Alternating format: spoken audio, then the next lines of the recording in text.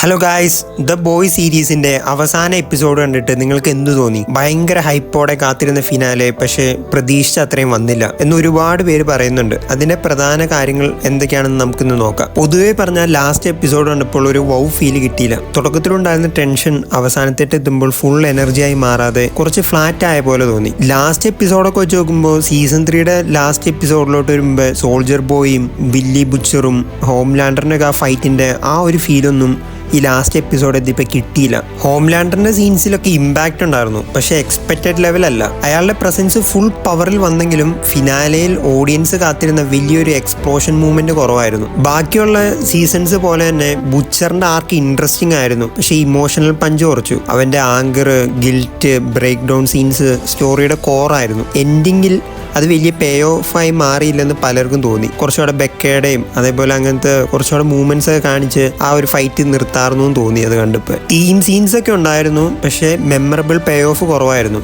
Huey, Annie, കിമിക്കോ, ഫ്രഞ്ചി പോലുള്ള ക്യാരക്ടേഴ്സിന്റെ movements ഉണ്ടെങ്കിലും ഒന്നും ഫിനാലെ ഡിഫൈനിങ് സീൻ ആയി അടിപൊളിയായി നിൽക്കാതെ പോയി. കാരണം നമുക്കൊന്നും ഓർത്തിരിക്കാനോ അങ്ങനത്തെ ഒരു മാസ് ഇൻറ്റൻസ് സീൻസ് ഒന്നും ഇല്ലാണ്ടായിപ്പോയി. റെഡിറ്റിലൊക്കെ പലരും പറഞ്ഞത് സീസൺ ചീപ്പായി ഫീൽ ചെയ്തു എന്നാണ്.